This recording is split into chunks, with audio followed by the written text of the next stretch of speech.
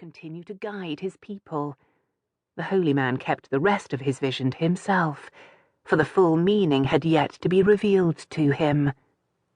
And then he returned to his tepee to remember his vision with his dyes. On a soft deerskin hide, he painted a circle of buffalo. In the centre, he drew the mountain lion, making certain the colour of the animal's coat was just as white as he could recall, the colour of the eyes just as blue as a sky in summer. When the rendering was completed, he waited for the dye to dry, then carefully folded the skin and put it away.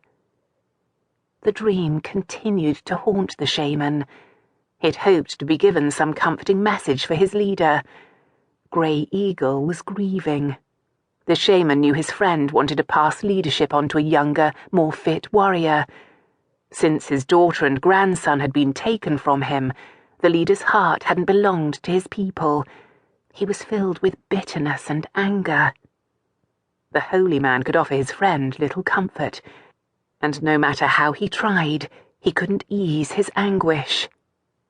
From anguish came the legend. Grey Eagle's daughter Mary and her son were returning from the dead.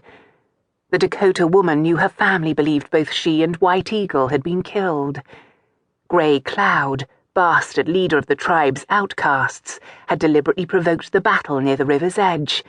He'd left bits of Mary's clothing on the riverbank too, in hopes Mary's husband would believe his wife and son had been swept away with the others by the swift current. The tribe would still be in mourning. Though it seemed an eternity to Mary, it had actually only been 11 months since the attack. She'd kept careful count on her reed stick. There were 11 notches now.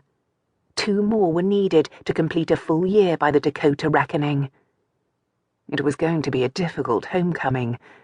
The tribe would welcome White Eagle back into the family. Mary wasn't worried about her son. He was, after all, first grandson of their chief, Grey Eagle. Yes, there'd be much rejoicing with his return to the fold. The fear, of course, was for Christina. Mary instinctively tightened her hold on her new daughter. "Soon, Christina," she crooned softly to the baby. "We'll be home soon." Christina didn't appear to be paying any attention to her mother's promise. The fidgety 2-year-old was trying to wiggle out of her mother's lap and off the speckled mount, determined to walk beside her older brother. Mary's 6-year-old son was leading the mare down the slope into the valley. "Be patient, Christina," Mary whispered. She gave her daughter another gentle squeeze to emphasize her order. "Eagle!" The baby wailed her brother's name. White Eagle turned when his sister cried out to him. He smiled up at her, then slowly shook his head. "Do as our mother orders," he instructed. Christina ignored her brother's command. She immediately turned to hurl herself out of her mother's lap again. The little one was simply too young to understand caution. Though it was a considerable distance from the top of the horse to the hard ground, Christina didn't appear to be the least intimidated. "My eagle!" Christina shouted.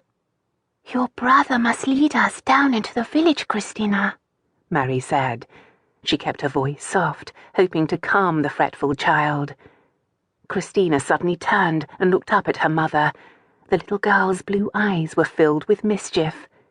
Mary couldn't contain her smile when she saw the disgruntled expression on her daughter's face. "My eagle!" the child bellowed. Mary slowly nodded. "My eagle!" Christina shouted again, frowning up at her mother. "Your eagle," Mary acknowledged with a sigh.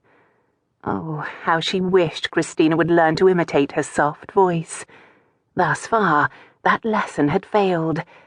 Such a little one she was, yet gifted with a voice that could shake the leaves off their branches.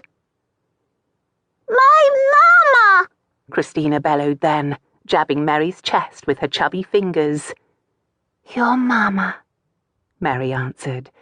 She kissed her daughter, then brushed her hand across the mop of white blonde curls framing the baby's face.